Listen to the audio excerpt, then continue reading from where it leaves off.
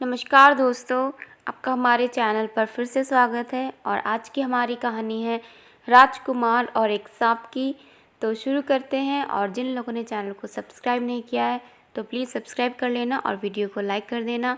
तो विजयगढ़ राज्य में एक बुद्धिमान और दयालु राजा रहता था।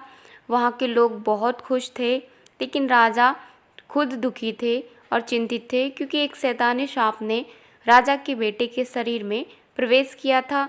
ना ही कोई दवा और ना ही कोई जादू उनके बेटे को ठीक करने के काम आई। जब राजकुमार बड़ा हुआ तो उसने सोचा, मेरे कारण मेरे पिता इतने चिंतित रहते हैं, इसलिए उसने महल छोड़ने का फैसला किया।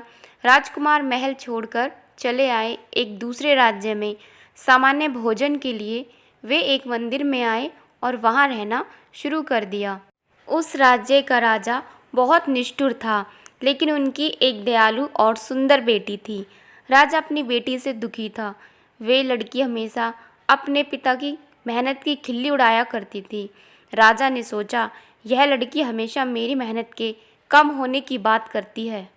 मुझे इसकी शादी एक भिखारी से करवा देनी चाहिए, तब इसे पता चलेगा कि कड़ी मेहनत क्या होती है। जब भिखारी राजकुमार उस निष्ठुर राजा के दरबार में भोजन के लिए भीख मांगने के लिए तो आया, तो उसने अपनी बेटी की शादी के लिए उसे मजबूर किया।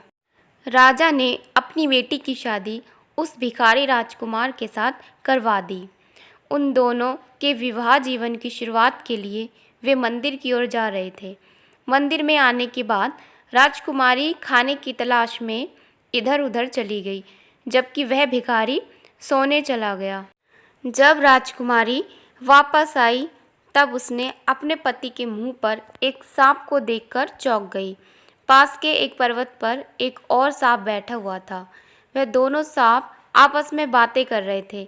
सांप ने टीले पर बैठे हुए सांप से कहा, तुम राजकुमार के शरीर को छोड़ क्यों नहीं देते हो? राजकुमार बहुत दयालु हैं। राजकुमार के मुंह पर बैठे सांप ने उत्तर दिया, तुम्हें यह नहीं बताना चाहिए कि मुझे क्या करना है और क्या नहीं। राजकुमारी ने साहस से दोनों सांप को मार डाला। जब उसका पति जागा तो उसने दो सांपों के बारे में उसे बताया। राजकुमार खुश था। फिर राजकुमार ने बताया कि वे असल में कौन हैं। राजकुमार और राजकुमारी विजयगढ़ के महल में जाने के लिए रवाना हो गए। राजा अपने बेटे को देखकर बहुत खुश हुआ। जब राजा को पता चला कि शैतानी सांप मारा गया है तो उसकी खुशी की कोई सीमा नहीं रही। और फिर राजकुमार और राजकुमारी खुशी से अपने राज्य में रहने लगे। तो दोस्तों, आपको हमारी कहानी कैसी लगी? अच्छी लगी हो तो एक लाइक कर देना और चैनल को सब्सक्राइब ज़रूर कर लेना। और मिलते हैं आपसे एक अच्छी सी कहानी के साथ। तब तक के लिए राधे राधे।